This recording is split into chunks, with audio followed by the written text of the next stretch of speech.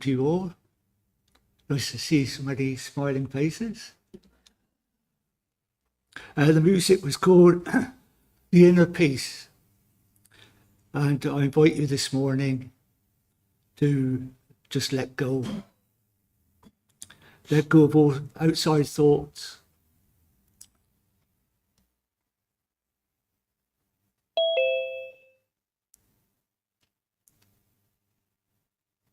Let go of being judgmental. Just be. Like falling asleep. First time I entered this church, it was empty except for a lady arranging the flowers. And the first thing I noticed was the wonderful atmosphere. And this was back in the 80s. And that's built up because of the congregation of a Sunday morning. We all have our part to play, even when we don't do anything.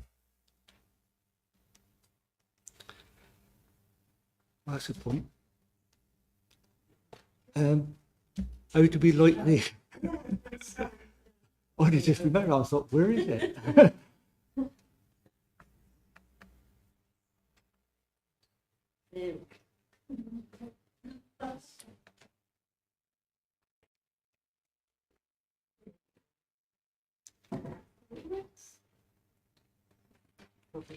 Would you like to light it? Oh, yes, I would.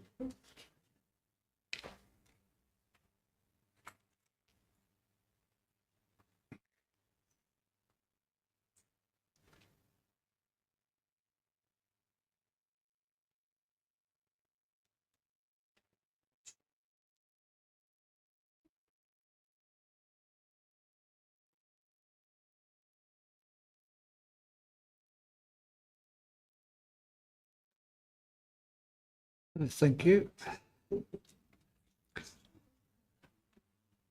Now have a prayer. To thee we raise our whole being, vessels emptied of self. Accept this, our emptiness, and so fill us with thyself, thy light, thy love, and thy life, that these, thy precious gifts, may radiate through us and overflow the chalice of our hearts into the hearts of all, revealing unto them thy joy and wholeness, and the serenity of thy peace, which nothing can destroy. Amen.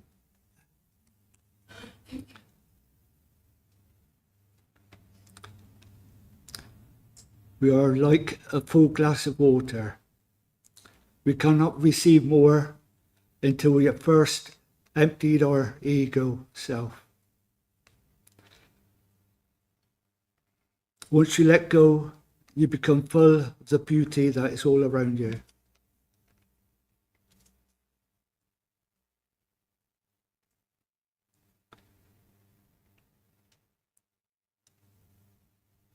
A Unitarian definition of prayer is a form of religious practice that seeks to activate a rapport with a deity, spirit, departed person, or a higher consciousness.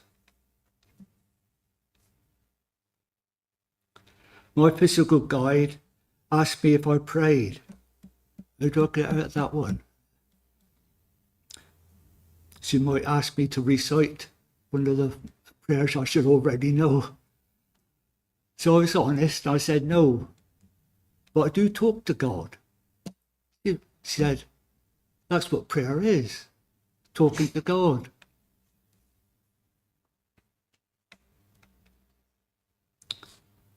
Prayer is talking, either said out loud or internally, whereas meditation and contemplation is listening.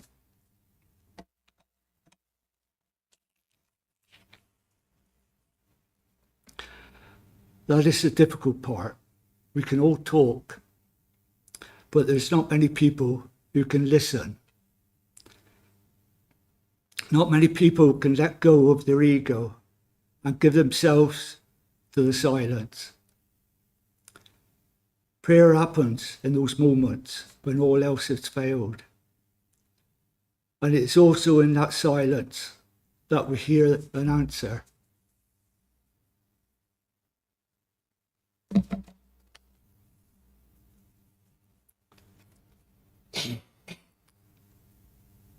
We all talk to ourselves. A part of the brain is set up to allow us to talk and listen to ourselves. Without it, nothing else would be done. As we get older, our inner conversation is often said out loud. It does help us when we are looking for an answer, looking for something, or opening a cupboard door and asking, why? It can be embarrassing what we say when we bash our elbow or drop something heavy on our foot. Even worse, when we say something out loud and the person next room says, I hope you're not talking about me. Sometimes goes wrong when we constantly think of something that happened in the past or something that might happen in the future. This includes what might happen to us when we die. There is always that nagging feeling that we could have done more. We should not have done what we did. It is that if only and what if.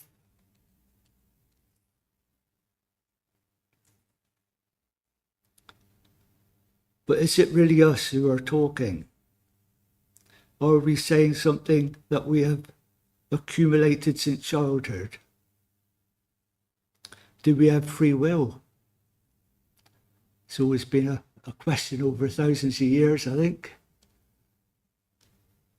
In the Christian tradition, we are told to be like sheep and follow the Good Shepherd. In schools, we're told what to do and think. The list goes on. Parents, bosses, politicians. Some even submit to the will of their dog and cat. I invite you now to come sing a song with me, hymn number 24, in the purple books. If anyone's got one, I don't see anyone's got one today. I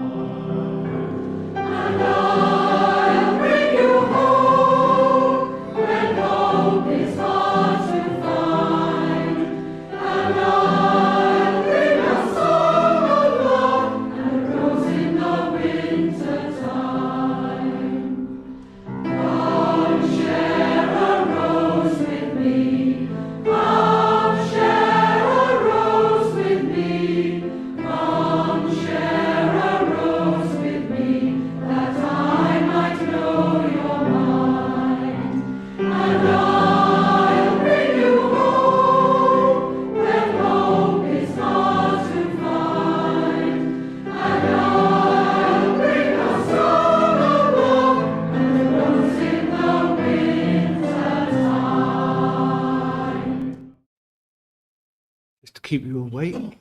Ask yourself, who or what are you inwardly talking to when you're not talking to yourself?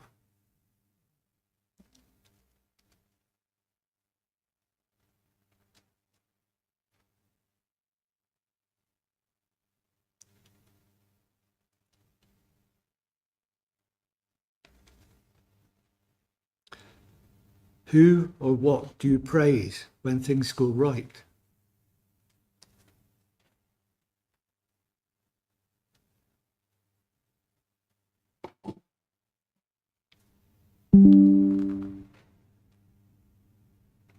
Who or what do you blame when things go wrong?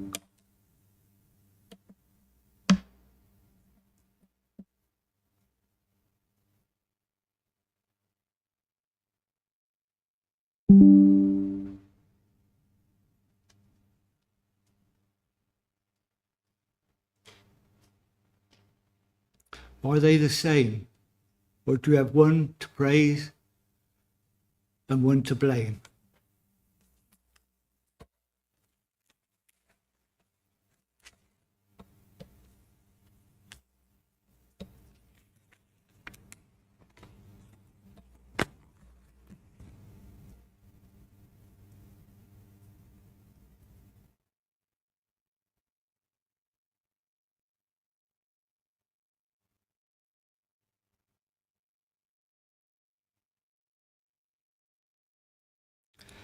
God can't be divided into God is in my heart, God is in heaven, and God is.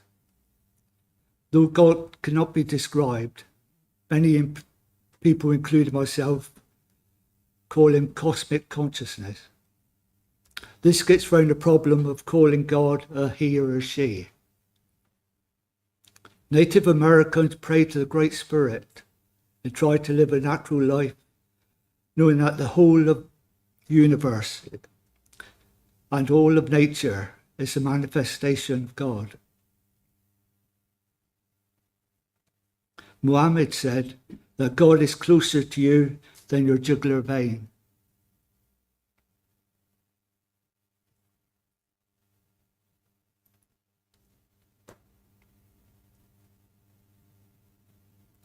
I am an open-minded Unitarian, so I try not to put a barrier between myself and the workings of the universe.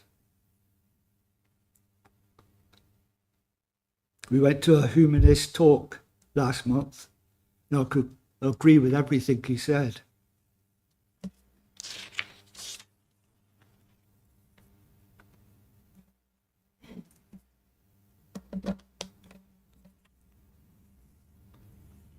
What we look up to and what controls our life is very personal.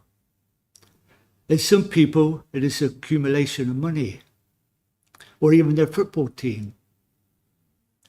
You can often see people at a grave talking to a departed one, and sometimes hoping for a reply, especially when they can't find the will or the key to the safe.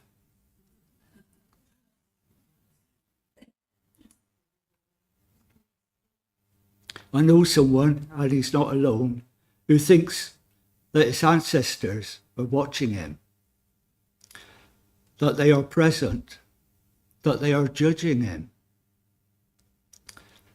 If he could actually hear them, I am sure what they were really doing was guiding him.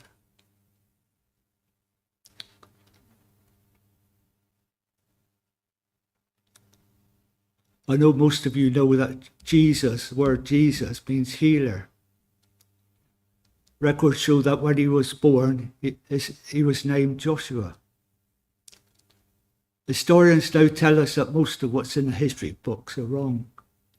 This is why I prefer to talk and write about my own experiences.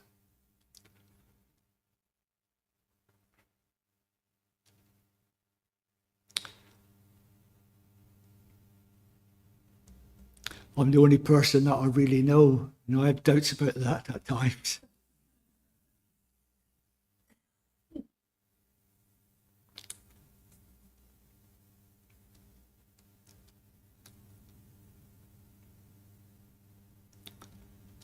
On retreat, I've had experiences, but the first one was here in this church back in the 80s. I was sitting just about where Anne is, waiting for the service to start. And I clearly saw a man at the front walking towards me. It was really clear, and then when he reached me, he disappeared. First time I've actually mentioned that to anybody. But another time, a small group of us was asked to sit in a circle and just listen. We all sat there for a while. Then I saw someone in my mind's eye. I asked him his name, which he told me. I asked him if I could help. He said that he just wanted to say hello to somebody in the group. When I described him, she recognised him from their university days. I didn't think much of this at the time because I know a lot of people who can do it.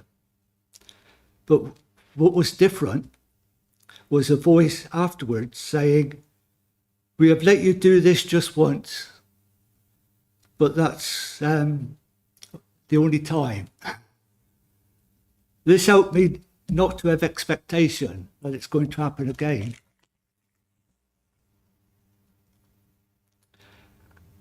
If we ask for help, we must do it without expectation. Help is not always instant. And if we expect something to happen, it blurs the mind and we might miss out on something we could have had. And I'll tell you a Nash Ruling story, which to do with expectation. Mullah Nash Ruling was sitting in a tea shop when a friend came excitedly in to speak to him. "I'm about to get married, Mullah," his friend stated, "and I'm very excited." "Mullah, have you ever thought of marriage yourself?" Nash Ruling replied, "I did think of getting married in my youth. In fact, I very much wanted to do so. I wanted to find for myself that perfect wife. I travelled looking for her, first to Damascus. There I met a beautiful woman who was gracious, kind, and deeply spiritual. But she had no worldly knowledge. I travelled further and went to Isfahan. There I met a woman, and she was both spiritual and worldly, beautiful in many ways. But we did not communicate well. I then travelled to Baghdad. There I met a beautiful woman, but her appearance was very common. Finally, I went to Cairo, and there, after much searching, I found her. She was spiritually deep, graceful, and beautiful in every respect, at home in the world and in the home in the realms beyond it. I had found the perfect wife. His friend questioned further. "Then did you not marry her, Mullah?" "Alas, no. She was waiting for the perfect husband."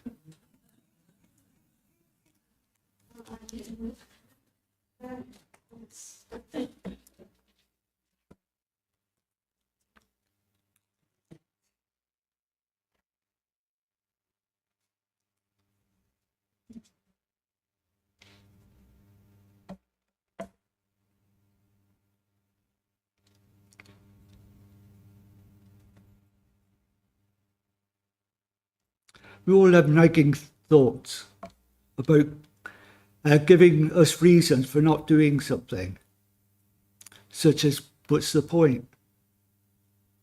I'm going to fail. People do it better than I can.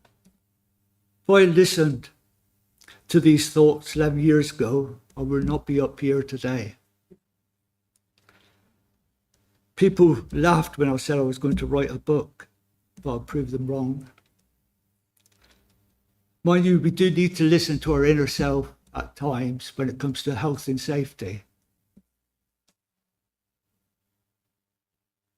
We all have an inner guide, waiting to be heard. Mine is hopeless at computers. When you have faith, you no longer need expectation or a goal. You just know that you are being guided and your life is as it should be.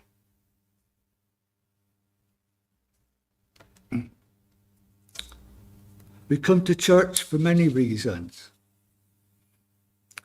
We want to feel a part of something bigger. To be part of the atmosphere that the church has built up.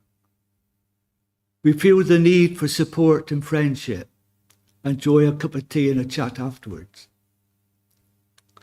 It is part of our belief, our faith, to say prayers that fit in with special occasions, such as the blessing of the harvest, the birth and death of a loved one, or days of the year that have special religious significance.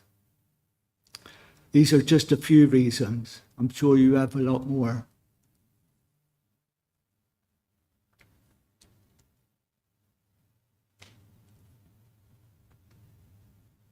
There are many ways to be one with the one. Who or what we connect to is not important. Being wholehearted is. Love is the vehicle, and beauty, which is the same as truth, is the destination. God listens to the heart, not to words. We will now have music followed by silent contemplation. I agree with John Lennon. Love is real.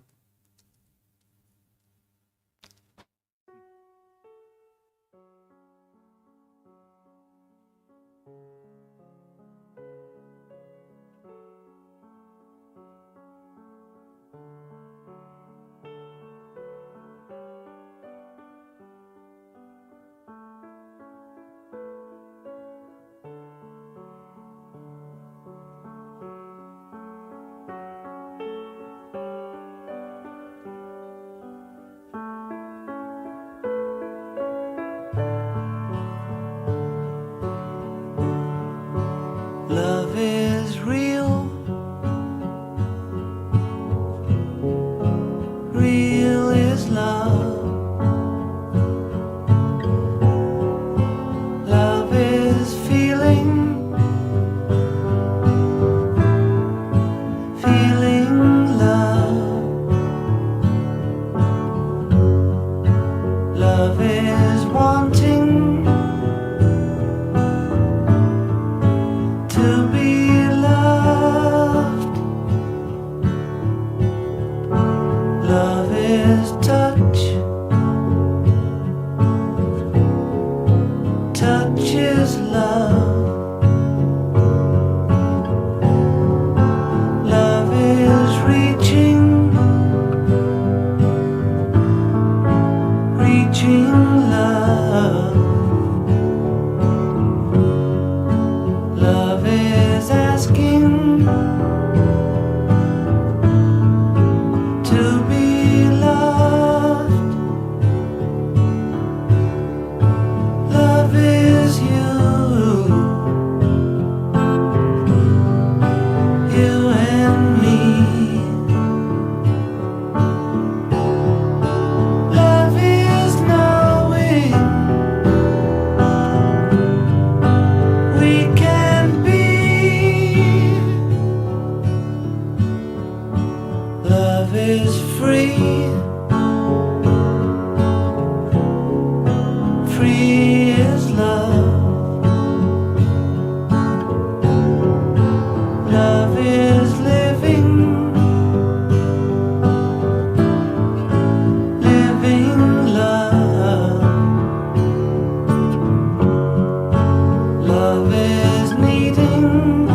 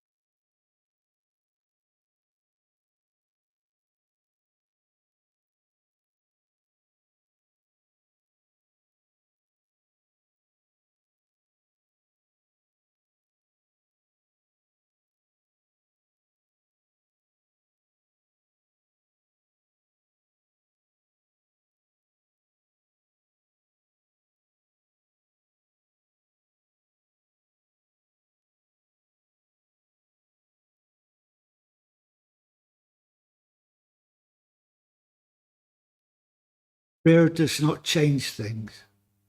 Prayer changes people, and people change things. We cannot change anything out there until we have changed ourselves. And to do that, we have to go within.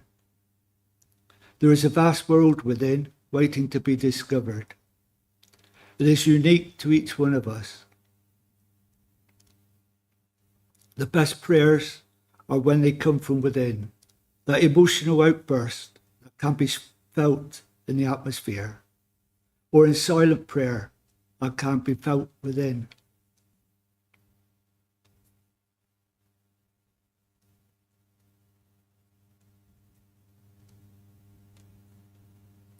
My guide used to say that there are as many ways to God as there are people.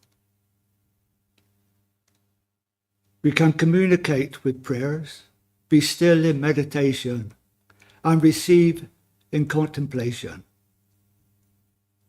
Sound has been used for thousands of years to reach a higher state. This includes chanting, drumming, and gongs, and been used with turning and dance. Prayer can include a physical element, such as sand painting or forming a sacred circle, as when the pagans call in the four directions. There are many types of prayer: petitionary, thanksgiving, praise, worship, requesting guidance or assistance, confessing sins, and expressing thoughts and emotions. It can be silent, spoken, or in the form of a poem or a song.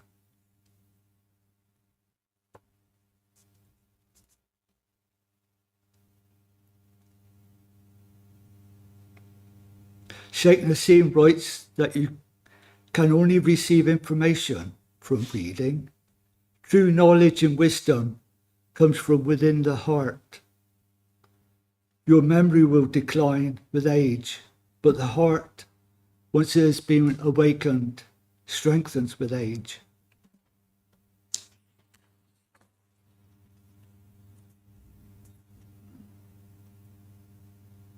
I invite you now to make a connection with your inner self, your higher self, that is found within the heart.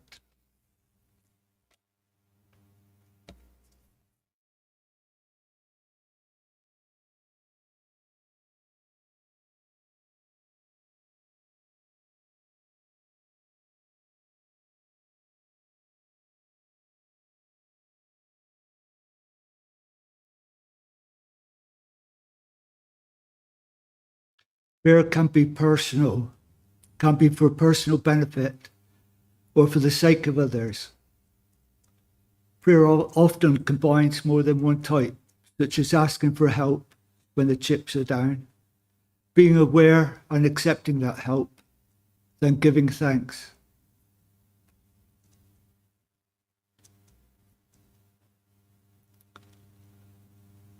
When I pointed to the food in front of our cat, he looked at the finger. In the same way with the historic figures, when they pointed to the way, the truth and the light, the majority of people preferred to stay where they were, be quick to condemn those who tried to live in the light. As in the conference of the birds, most of the birds found excuses for not going on a journey. Takes us to our next hymn, We Are Travellers, 186 in the purple books. Oh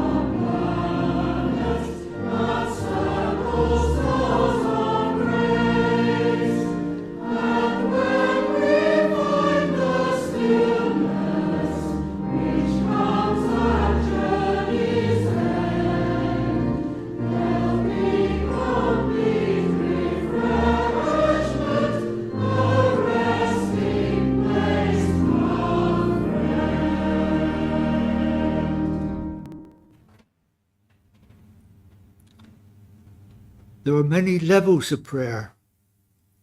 This is from Hasrat Inayat Khan. Life itself is a prayer. On a basic level, we pray for a better world and better health for ourselves and for others. The next level of prayer is doing what we can to help. I'm sure you all fit into that category. The third level is being more aware of what needs to be done. This is where action and repose is so important. We need to listen to our inner self. The fourth level of prayer is one of being. Your presence brings peace and unity. The highest level of prayer is gnosis. You become a part of life's process. You have knowledge, but not from learning. A realization that comes from a feeling and is guided by higher emotions and beauty.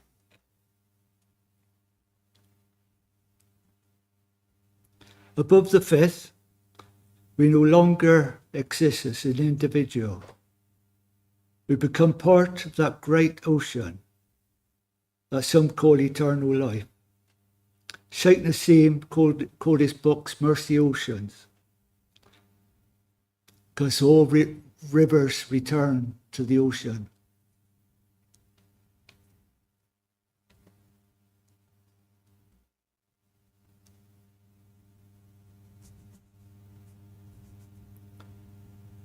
Praying, going to church and singing, especially in the choir, can lower blood pressure, stress, and depression.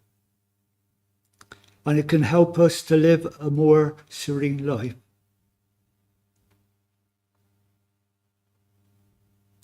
Spiritual healing is a form of prayer where we ask for healing energy to move through us and into a person requiring healing. We never say that the healing comes from us alone. In distant healing, there is a connection between the healer, the healing energy, and the recipient. As with sound healing, the aim is not to instantly cure someone, but to help the body to heal itself.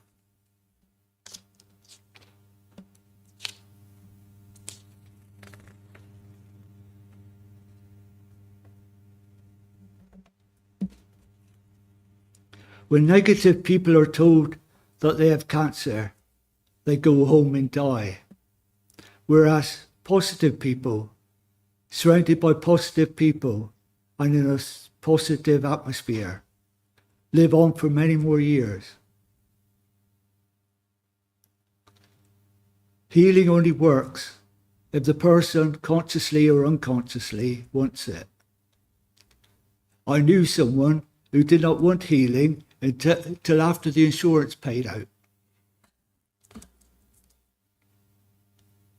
A church did an experiment where they asked a member of the congregation to send healing to a person. That did not work. So they asked 10 people to sit together and send healing. That did not work. So they increased it to 25 without success. But when they increased it again, that person was cured. When I had skin cancer, went to dermatology, I stayed positive, but they gave me sheets of paper with support groups and all the help I can receive. I put a stop to it when they gave me a card from Macmillan. I began to think I must only have weeks to live. What I would have preferred was for the person to say, "Don't worry, it's not a problem. We cut them out all the time." Why not? Right, last hymn, Spirit Lives to Set Us Free. Hymn number 165.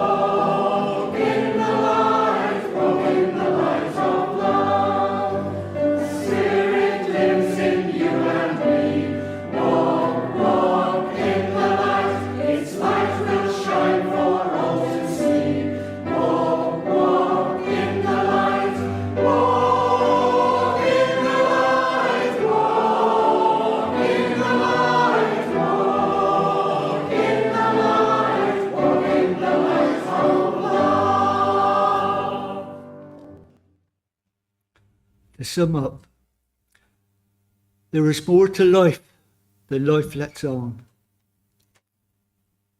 You do not need to analyse it. At any time you can, as Jesus said, ask and you will receive. Better still to ask, how can I be of service? Because as Rumi wrote, we are all here for a reason.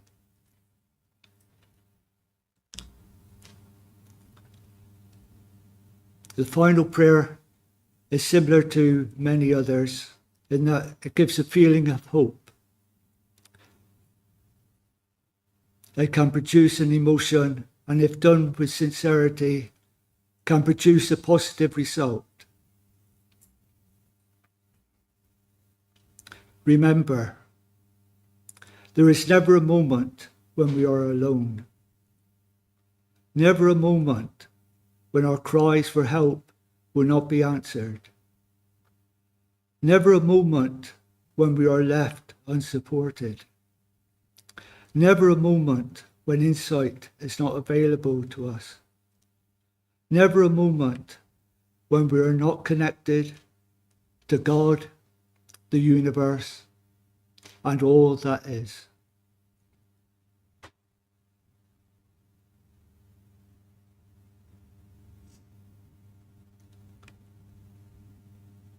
Prayers are not only for those dark times, they also work in the light.